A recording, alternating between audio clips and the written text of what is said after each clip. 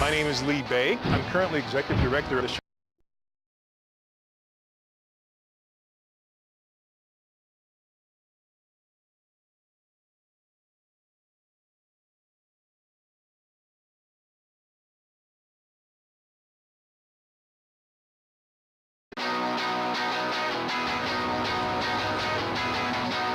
My name is Lee Bay. I'm currently executive director of the Chicago Central Area Committee. It's a group that advocates for better urban planning and architecture downtown. Today, I'm going to meet with Sean Parnell. He's an expert on taverns.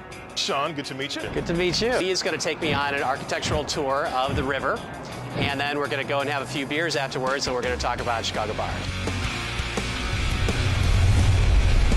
So taverns, you're an expert. How did that happen? Kind of by accident, really.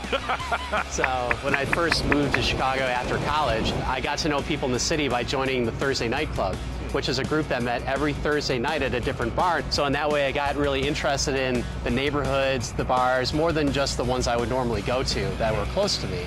Chicago still is kind of it's a bar town. It's a tavern town. Still, yes. Isn't it?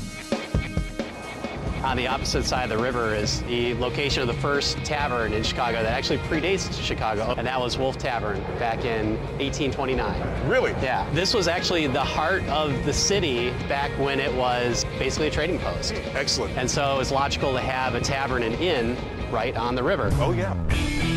Now, what do you think about the new Boeing headquarters? The building is actually built over a railroad line that's still active.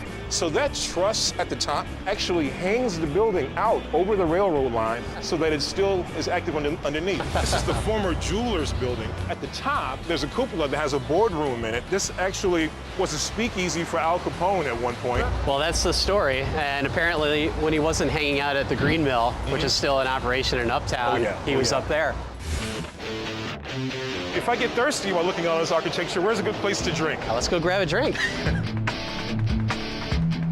Well, we're coming up to one of my favorite places in Chicago, and that's the Billy Goat Tavern. You could order anything on the menu as long as it's a cheeseburger. There's Gina Giorgetti's. That's right. Great old school bar, as well as steakhouse. What a great street. I mean, it's dense, it's bustling. I mean, it's just the kind of thing you want to see in a city street. Fireplace Inn, which has a very old fireplace, as you would guess.